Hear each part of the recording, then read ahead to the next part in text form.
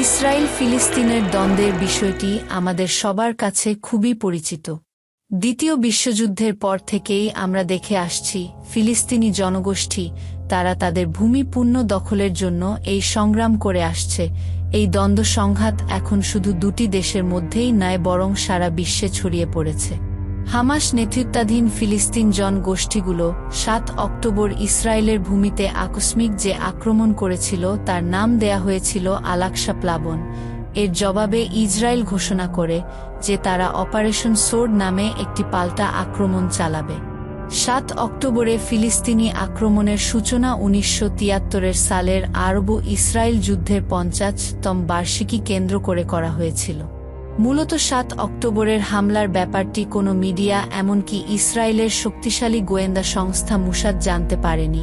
এই হামলার নির্দেশনা খুব দ্রুততম সময় দেয়া হয়েছে যাতে কেউ এই হামলার ব্যাপারে জানতে না পারে। হামাস ইসরায়েলের প্রাচীর ভেঙে ইসরায়েলের সীমানার ভিতরে ঢুকেছিল এবং ১২০০ ইসরায়েলিকে হত্যা এবং ২০০ মতন ইসরায়েলিকে অপহরণ করেছিল।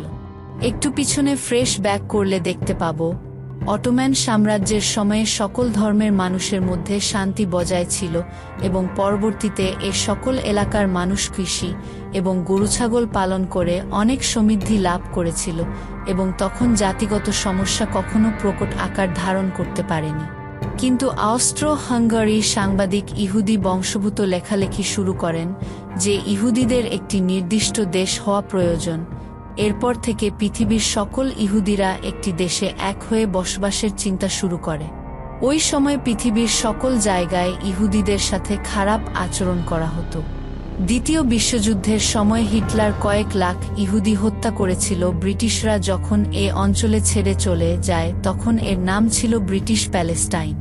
তারা ১৯৪৭ সালে ক্ষমতা থেকে যাওয়ার আগে যা জাতিসংঘের কাছে দায়িত্ব দিয়ে যায় এবং ১৯৪৭ সালে জাতিসংঘ এ অঞ্চলের দুটি ভাগে ভাগ করে এবং এর এক ভাগ দেয়া হয় ফিলিস্তিনিদের এবং অন্যটি ইসরায়েলিদের।